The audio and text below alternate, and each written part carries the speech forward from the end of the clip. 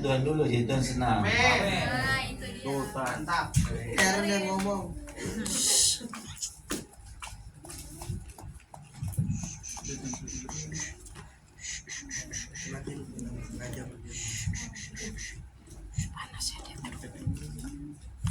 Bentar ya. Haleluya. Coba kita baca Keluaran 3.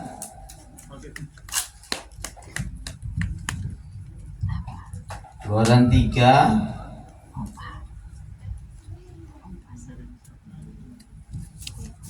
ayat yang 23, ayat yang 1 sampai 10 saja ya.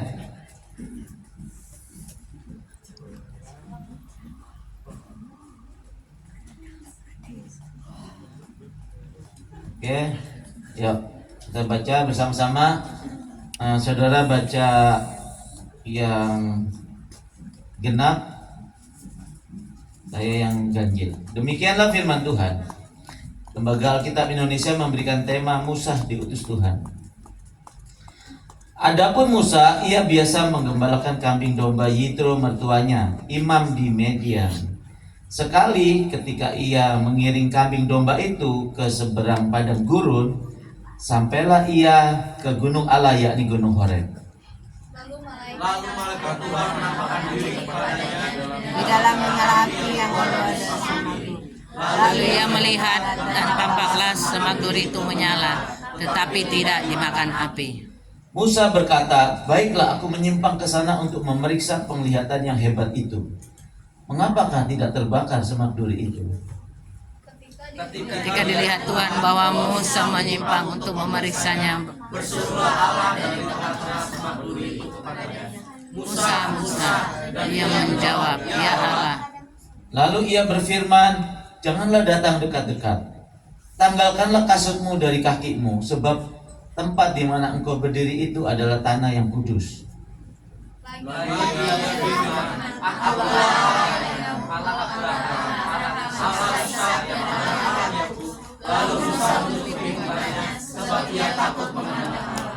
Dan Tuhan berfirman, aku telah memperhatikan dengan sungguh kesengsaraan umatku di tanah Mesir. Dan aku telah mendengar seruan mereka yang disebabkan oleh pengerah-pengerah mereka. Ya, aku mengetahui penderitaan mereka.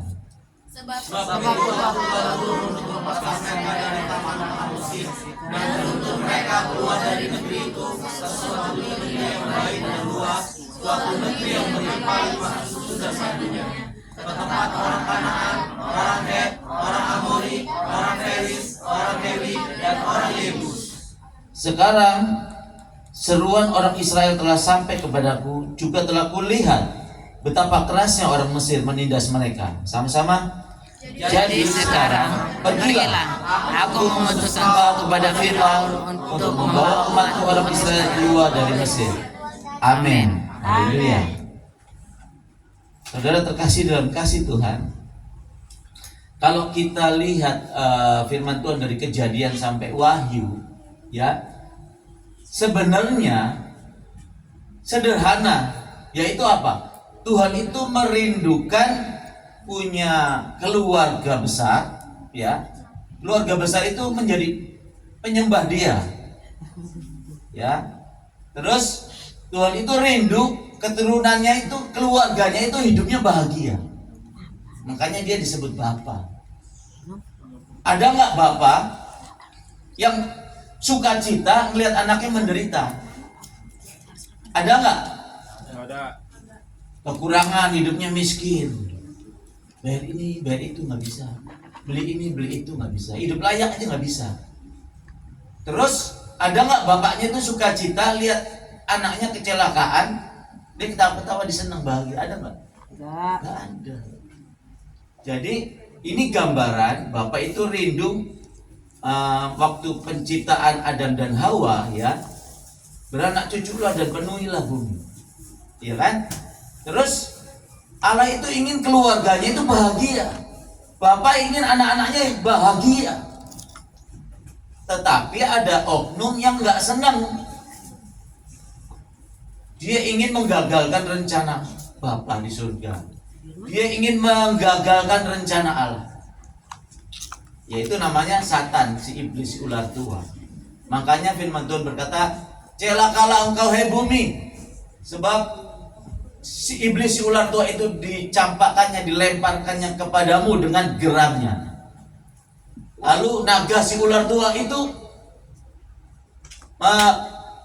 menyerang, mencobai kepada keturunan Adam dan Hawa. Ketika terjadi peperangan di langit ketiga ya, dia kalah, dilemparkan ke bumi. Makanya sampai sekarang iblis masih menyerang kita, anak-anak Allah. Kita dicobai terus. Ibu Yuni tadi bilang ke saya, kita itu peperangannya belum selesai. Saya, iya benar. Masih peperangan terus, dicobai terus. Lu pendeta, lu diurapi. Lu kalau lu gegabah, lu lengah, lu bisa jatuh nanti. Ya benar. Jadi peperangannya belum selesai, ya. Jadi iblis ini ada oknum yang ingin menggagalkan rencana Allah. Kita lihat ketika bangsa Israel supaya bebas keluar dari Mesir, dari kerajaan Mesir, dari penindasan, dia mengutus hambanya yaitu Musa. Nanti kita baca terus, habis Musa diganti sama Yosua. Yosua diganti sama Kaleb. Nanti di kitab Hakim-Hakim Allah selalu memilih. Ada Gideon, ada Yefta, ya kan? Dipilih untuk membebaskan bangsa Israel dari penindasan-penindasan. Jadi bangsa Amori, Yebus, ya, dan bangsa apa lagi nih?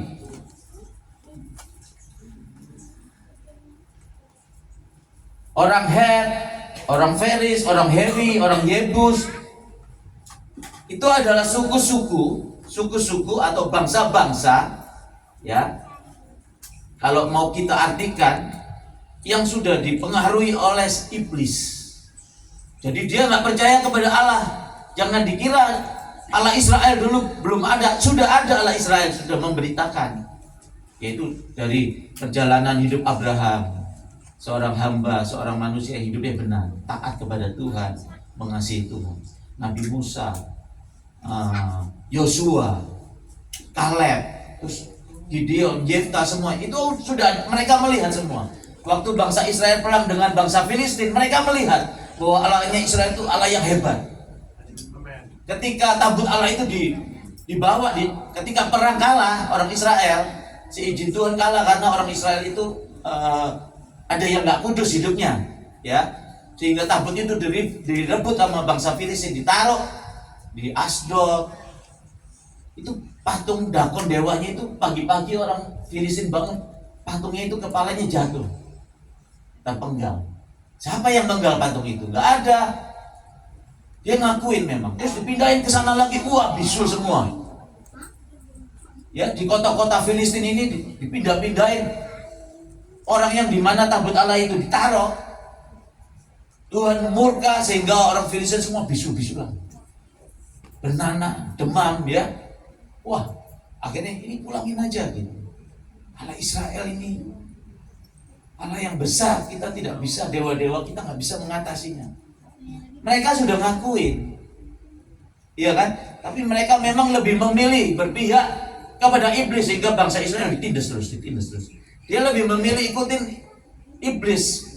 Makanya firman Tuhan bilang gini, iblislah yang menjadi bapakmu, karena perbuatan bapakmu lah yang kamu lakukan.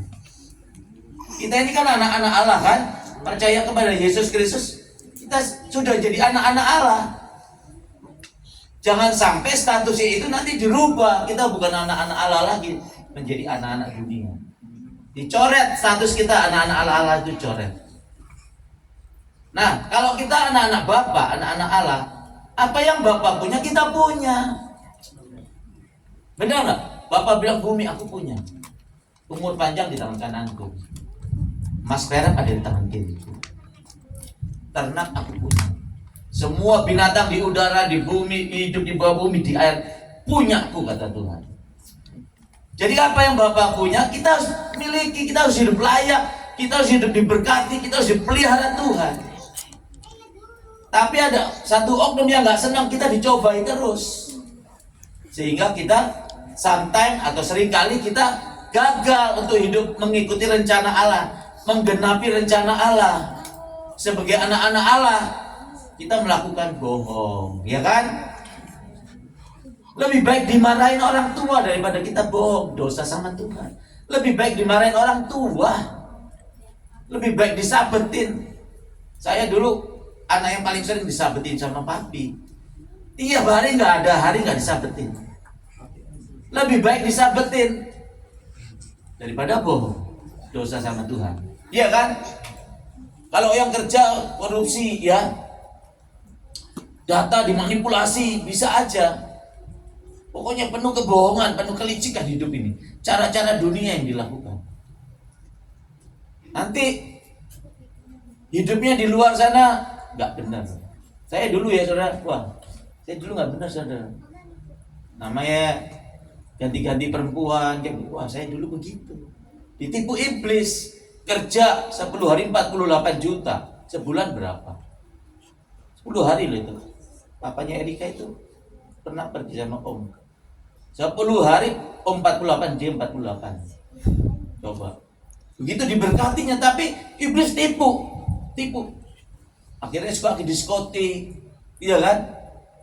Narkoba, main perempuan. Iblis goda terus. Cobai terus. Terus keras. Kamu dihina, jangan mau. Dulu, minta maaf ya, berantem nih Pak pisau. Orangnya bilang, lu kalau berani jangan pakai pisau. Saya buang pisaunya gini, tapi jangan nggak deket dia, gini. Dia langsung nerjang saya, wah gitu kan. Dia nggak tahu. Saya sering nonton film mafia Hongkong. Kata di tangan nih. Dia nyerang saya, dia hampir saya gini doang, ceret. Saya lihat benar, saya kabur. Dulu nggak ada CCTV. Dulu saya licik cerdik. Keras, bandel. Iblis mencobai terus, membujuk terus. Iblis tahu sifat kita, karakter kita, dia tahu. Ini kalau diganggu sama orang, dia pasti tersinggung, marah nih. Dia tahu, dia punya pengalaman tempur berabad-abad. Nabi-nabi kita cuma, ya elah, berapa ratus tahun umurnya. Iya kan? 600, 700 sekian nabi-nabi dulu. Iblis berabad-abad dia punya pengalaman tempur. Jadi dia tahu kelemahan-kelemahan kita. Makanya walaupun firman Tuhan bilang gini, iblis bodoh kalau berpikir bahwa Allah bisa gagal. Firman Tuhan berkata, aku Allah yang tidak pernah gagal. Jadi saya percaya kalau saya melayani Tuhan sungguh-sungguh, aku percaya anak-anakku pasti hidup di dalam Tuhan. Tinggal tunggu waktu. Kalau ada sekarang yang masih digoda-goda, dicobai sama iblis, mereka masih berkompromi, hidupnya nggak benar, saya percaya nanti mereka akan menangis di bawah kaki Tuhan, memohon belas kasihan Tuhan dan akan melayani Tuhan. Saya percaya itu. Karena apa? Aku Allah yang tidak pernah gagal. Yang penting kita betul-betul melayani Tuhan itu kita menjadi benih yang betul-betul benih yang baik, ya, jangan benih yang tidak baik. Kayak Om Bobi sekarang, saya diundang tadi telepon, ya ada orang sakit juga minta doa. Kapan ke Batam? Dari Batam. Nanti akhir bulan Mei, harusnya awal bulan Mei KKR hamba-hamba Tuhan garis depan sekota Cilacap Barat.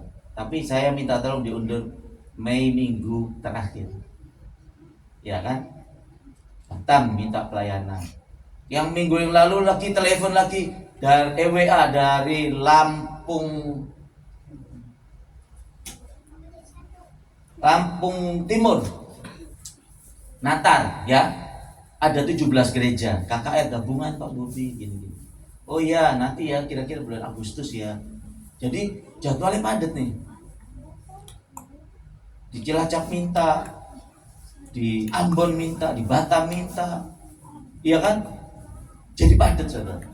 Nah, terus pelayanan ongkos-ongkosnya dari mana?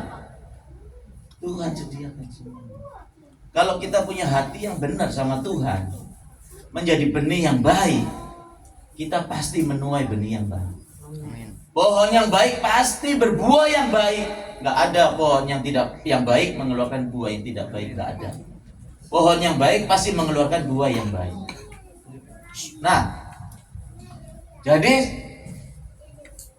ini aku ini bingung nih khotbah mau nyebut saudara-saudara anak muda. Mulutnya keceplosan. Jadi sebetulnya dari Kejadian sampai Wahyu, Tuhan itu Bapa kita itu merindukan kita itu hidupnya bahagia.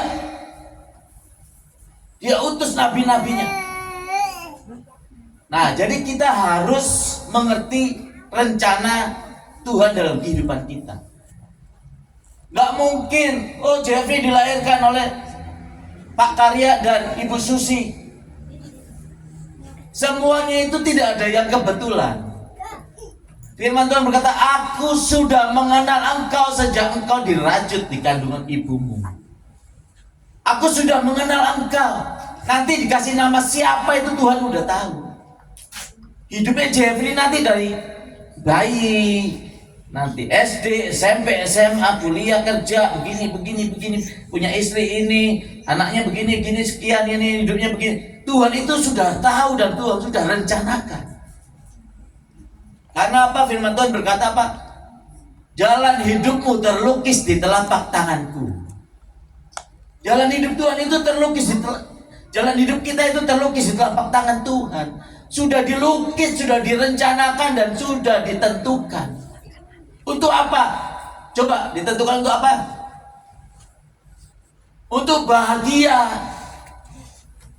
Dipelihara kebutuhannya. Apa saja yang kau kerjakan Tuhan buat berhasil tuh. Apa yang belum pernah ada di pikiranmu, belum pernah ada di hatimu, belum pernah kamu lihat, semuanya Tuhan sediakan. Bagi siapa? Bagi orang yang mengasihi Dia. Kita kan anak-anak Allah, anak-anak Bapa. Persoalannya kita ini mengasihi Bapa atau enggak? Iblis itu mencobai terus membujuk sehingga kita itu kasih kepada Bapaknya itu luntur. Waktunya banyak dibuang kepada hal-hal yang enggak baik, yang enggak berkenan. Kita boleh kita olahraga, main basket, main volley, main badminton, main biliar, kita boleh. Tapi waktu mau tidur sudah memuji Tuhan. Bangun tidur sudah memuji Tuhan. Kuduskanlah hari Sabat, hari Minggu itu nggak ada alasan apapun, udah beribadah. Sudah menghormati Allah. Siapa yang menghormati aku akan kuhormati. Siapa yang menghargai aku akan kuhargai, kata firman Allah. Siapa yang memandang rendah aku akan kurendahkan. Kita akan direndahkan serendah-rendahnya, lebih rendah dari binatang. Contoh ya, orang kalau dikuasai roh perbudakan, hawa nafsu, gak setia sama istrinya, punya perempuan simpenan lagi. Nanti ada perempuan lagi di kota lain lagi, goda lagi, dia simpen lagi. Kayak binatang gak? Kayak anjing. Anjing itu ada masa kawin, di sana ada perempuan, dia penciumannya jauh 10 km udah cium, disamperin. Ini anjing liar ya, kita bicara anjing liar ya. Anjing liar gitu, langsung dikawinin. Nanti di sana ada lagi, datengin lagi, kawinin lagi. Nah, siapa yang tidak menghargai Tuhan akan direndahkan serendah-rendahnya, lebih rendah dari binatang, seperti anjing. Oke, kalau orang punya istri banyak itu seperti anjing, seperti binatang. Ini kalau khotbah keras-keras gini aja, di pendeta-pendeta juga kan seperti binatang kalau kawin banyak. Kenapa Tuhan ciptakan Adam, dilihat Adam kesepian, lalu Adam dibuat tidur, tulang rusuknya diambil satu, dijadikan Hawa, seorang perempuan. Kenapa cuma satu? Itu contoh menjadi keluarga yang ideal, keluarga yang bahagia. Seorang laki-laki punya satu istri. Iblis cobai supaya punya istrinya banyak. Gitu, kayak binatang akhirnya. Nanti dia bilang itulah nabi-nabi istrinya banyak, Daud istrinya banyak, anak-anaknya, keluarganya terjadi kekacauan. Tamar diperkosa sama Abner. Anak-anak raja semua diundang ke pesta, lalu sama Absalom dibunuh semua, dipenggal semua kepalanya. Dia sudah atur pengawal-pengawalnya, prajurit-prajuritnya. Nanti mereka sudah makan kenyang, sudah mabuk, bunuh semuanya. Terjadi kekacauan. Abraham, Allah kan menjanjikan kepada Sarah dan Abraham, kamu keturunannya akan seperti bintang di langit, seperti pasir yang tidak bisa dihitung. Tapi Sarah gak sabaran. Manusia sering begitu, gak sabaran berjalan dengan pikirannya. Kenapa firman Tuhan bilang, celakalah orang yang hidupnya mengandalkan pikirannya dan kekuatannya sendiri. Celaka. Tuhan sudah rencanakan yang baik, jalan hidupmu terlukis di telapak tanganku. Tuhan sudah rencanakan yang baik, dipelihara, diberkati, bahagia, mau berjalan dengan pikirannya sendiri. Lihat, terjadi kekacauan sampai sekarang.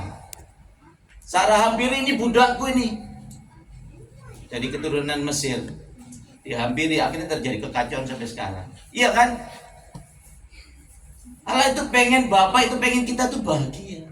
Dari Kejadian sampai Wahyu cuma itu aja. Bapak ingin anak-anaknya, orang yang percaya kepada dia bahagia. Orang yang tidak percaya itu siapa sebenarnya, mereka juga Bapak itu mengasihi, ingin diselamatkan. Tapi yang namanya anak-anak Allah ini sedikit yang meresponi, menggenapi rencana Allah. Sehingga banyak orang yang tidak mengenal Allah. Hidupnya, rumah tangganya cerai kawin berantakan. Ada yang di penjara, ada yang kebut-kebutan, kecelakaan, liar, minum mabuk di diskotik.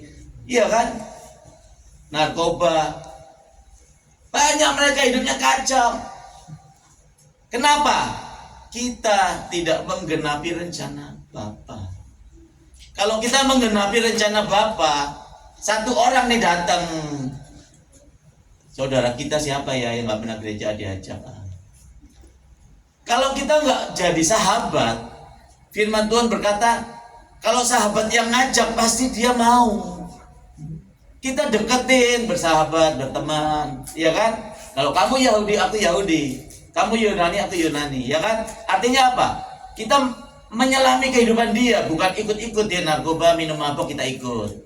Dia nge-vape, kita ikut, bukan. Kita datengin, kita mendekat ke dia, tapi kita lihat kebutuhannya dia. Oh, dia pengen sharing, dia ngadu, aku ada masalah sama bokap gua begini. Tampung, nasihatin, ajak makan, ayam lalapan kah, sate kambing kah, abuba kah, iya kan? Minum kopi, ya kita minum kopi, ya kita ngobrol, jalan dirangkul, minum kopi, makan kue, donat, ngobrol-ngobrol. Dia merasa terisi hidupnya. Dia merasa punya teman. Misalnya Yogi yang sering kunjungan begitu, dia merasa punya teman sama Yogi. Jadi dia besok-besok telepon Yogi terus WA. Yuk, lu lagi ngapain? Lagi di mana, bro? Yuk biliar ya, bro. Nah, ya kan? Aja terus gereja aja. Saudara, gereja ini penuh. Pasti bangku-bangku ini penuh. Kalau kita membawa dampak seperti itu. Tapi ya, ingat, kalau kita tidak dipenuhi api Roh Kudus, kita tidak bisa menggenapi rencana Bapa. Nabi Musa kan dari bayi ini Tuhan sudah berfirman kepada bapak ibunya, anak ini anak yang akan dipakai Tuhan luar biasa, Nasir Allah. Nah, semua ketika bayi-bayi itu mau dibunuh, iya kan, Raja Fir'aun takut nanti orang Israel tambah banyak, nanti memberontak kepada kita, bahaya nih. Bidan-bidannya selalu, kalau orang Israel melahirkan cekik ya, lu cekik jadi mati, dia nggak bisa nafas gitu. Nah, karena bapak ibunya sudah mendapat pernyataan dari Tuhan, dari Roh Allah, dari malaikat, dikintirkanlah ke sungai, diambil sama putri Firaun. Putri Firaun ini lihat ganteng nih, panasnya elok, dipelihara. Setelah dia gede, saya singkat ceritanya, saya gede, Nabi Musa itu hidup berkelimangan. Mau batu cincin apa di sana? Jamrut kah? Jamrut segini ada kemarin harganya 270 juta. Kilonya luar biasa.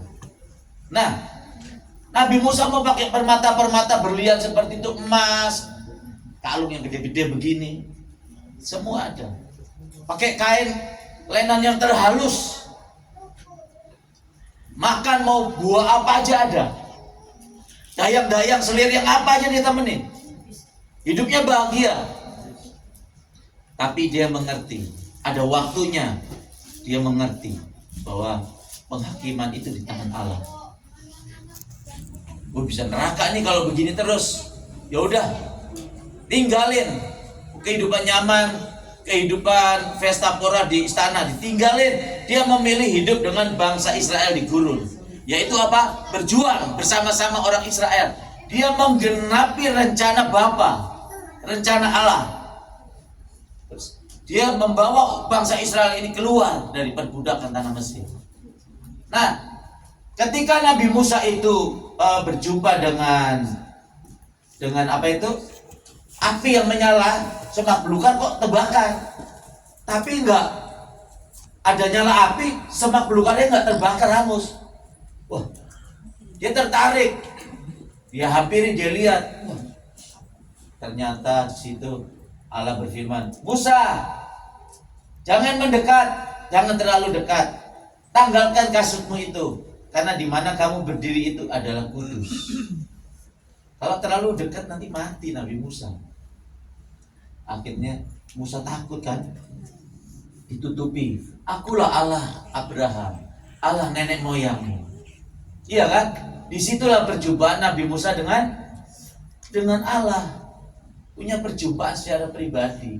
Kalau kita nggak punya perjumpaan secara pribadi, tidak menikmati api Roh Kudus, saudara nggak bisa berbuat apa-apa. Saudara tidak bisa menggenapi rencana Bapa di surga. Amin. Bagaimana supaya kita mempunyai api Roh Kudus? Bagaimana supaya kita itu mengalami perjumpaan dengan Bapa Allah kita, dengan Roh Kudus? Bagaimana? Ambil keputusan di hati ini sekarang. Aku mau melayani Tuhan sungguh-sungguh. Aku mau menyembah Tuhan sebelum aku tidur 1 jam. Bangun tidur 1 jam. Pertama kali bangun tidur, aku akan berlutut menyembah Tuhan 1 jam. Aku akan ke gereja gak bolos-bolos. Di minggu pagi hari ibadah yud, aku ambil komitmen gak bolos. Aku berjuang. Biar hujan badai, aku akan datang ibadah. Aku bersumpah. Itu namanya komitmen. Itu namanya keputusan. Dan kalau saudara seperti itu, saudara akan berjumpa dengan api Roh Kudus itu. Kalau saudara berjumpa dengan api Roh Kudus, dia masuk dan tinggal bersama-sama dengan kita. Kita ini berjalan bersama-sama dengan dia. Wah, nanti dia berbicara, kita dengar. Saya sering dengar suara Roh Kudus terjadi. Gak pernah gak terjadi. Ger, ini mau masuk Sampit nih. Besok Roh Kudus bilang barang kita habis 1 mobil nih penuh. Gak mungkin, mustahil. Udah pengalaman dagang ini 20 tahun lebih, gak mungkin 1 hari habis. Tahu gak? 2 toko. 1 toko beli cuma 6 kotak. Yang 1 toko lagi, barang di mobil ada berapa banyak, turunin semua aja ya. Saya sampai gak percaya nih. Bener kan nih orang? Gak ngomong, gak apa, saya ngomong 1 menit. Ya udah turunin semua di mobil. Ini bener apa enggak nih orangnya? Sampai saya sendiri ragu. Nulis bikin notanya agak deg-degan nih. Ini bener nggak nih orang? Buatin aja lah notanya, saya robek saya. Biar turunin barang, turunin semua. Saya bantu turunin. Betul-betul habis. Gak lama-lama. Jam-jam 11 lalu 12 udah selesai. Padahal keluar jam 10. Jam 11 lebih sedikit udah selesai pekerjaan. Jadi betul-betul terjadi. Oh banyak lah, saya ngomong, saya bernubuat, terjadi banyak. Tapi harus tetap rendah hati. Saya biasa-biasa aja. Diundang khotbah cuma 4 orang, 7 orang, oke, saya semangat. Khotbah di depan 700 orang, semangat, oke. Iya kan? Ibadah di mana aja diundang apa ya? Pokoknya bos di atas segala bos undang saya siap. Saya nggak tanya-tanya biayanya dari mana, ini persembahannya gimana, ongkosnya, hotelnya, enggak. Saya berangkat udah pokoknya. Makanya saya punya perjumpaan dengan Roh Kudus, dengan api Roh Kudus. Amin. Saudara ambil keputusan, komitmen di hati. Aku mau setia sama Tuhan. Aku mau setiap minggu aku akan ibadah. Aku akan melayani Tuhan, disuruh apa aja melayani, main musik, main gitar, main keyboard, aku akan melayani. Amin. Nah, kalau habis melayani, jangan terus pergi keluar, dengerin firman Tuhan. Ini Allah yang berbicara, bukan Om Bobi yang berbicara, bukan. Kalian salah besar kalau berpikir Om Bobi yang berbicara. Bukan Om Bobi yang berbicara. Tapi Bapakmu yang di surga, Allah pencipta langit dan bumi. Dia yang berdiri di sini, masuk rohnya ke Om Bobi. Mulutnya ini dikuasai sama roh Allah, dia yang berbicara. Saudara salah besar kalau berpikir Om Bobi yang berbicara. Sekarang Om Bobi diundang nih khotbah di Batam, ongkos sendiri, biaya sendiri. Ke Lampung Tengah kemarin biaya sendiri semua. Capek, keluar duit, iya kan? Ngapain? Saya dapat apa? Nggak dapat apa-apa. Tapi karena roh Allah masuk, hati saya digerakkan menyala-nyala. Berangkat siap, berangkat. Amin. Apalagi yang ke waktu itu ke Sorong, aduh tobat. Di Sorong biayanya tiket udah mahal, hampir 3 juta 200 kan, 3 juta setengah. Saya sama tante udah berangkat di Sorong nih, habis khotbah diajak lagi ke Sasapor. Berangkat jam 6 pagi. Ya, jam 6 pagi nih. Sampai setengah 9 malam. Jalannya begini, wah, hancur-hancur, batu-batu kayak ini habis gempa bumi. Gunung longsor nih, batu-batu nih. Jalannya cuma pas satu mobil ya, di bawah jurang. Ada truk yang terbalik. Jalannya hancur-hancur, batu-batu. Gak ada yang bisa mobil lewat. Kita cuma pakai carry bak terbuka. Tapi yang lain-lain ini mobil Fortuner, 4 penggerak mobil, depan 2 bergerak, belakang bergerak. Ini enggak, kita carry yang di belakang doang bergerak. Terus sopirnya yang punya mobil, Pak Bobi aja nih yang nyetir, saya nggak mampu ini. Saya bercandain, saya yang nyetir. Ini kan udah aku latih tante ya kan, nyetir kemana-mana keliling di seluruh Indonesia. Tante sih, gue nggak bisa. Gue nyerah, gue takut nggak bisa. Ini batu gede segini, ini batu. Mobil nggak bisa lewat.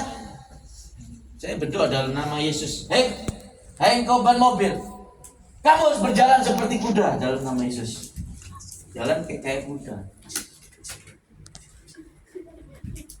Jalan kayak kuda, ngelewatin itu kira-kira 1 kilometer jalan hancur-hancur itu. Kalau kepleset nyemplung jurang. Jalannya pasti pinggir jurang. Karena batu-batu itu gunung barusan longsor. Iya kan? Nah, coba disuruh ke sana ngapain? Iya, kalau dapat duit 100 juta, 20 juta oke, gue semangat, iya kan? Ini nggak dapat apa-apa. Dikasih PK berapa waktu itu ya? 700 apa 600? Saya kasih ke pendeta yang di Sorong, yang ngajak saya, bawa saya pelayanan ke sana. Untuk apa saudara? Karena komitmen di hati. Aku melayani bos, segala bos.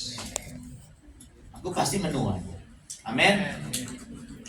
Jadi kalau saudara, kalau adik-adik, anak-anak muda tidak berjuang, berusaha untuk dapat dipenuhi api Roh Kudus, wah, betul-betul rugi. Amin. Udah berapa menit nih Pak Jeffrey? Udah. Udahan apa mau lanjut nih? Hah? Saya ngikutin aja. Udah aja ya, soalnya anak muda nih ya kan. Jadi adik-adik dengerin.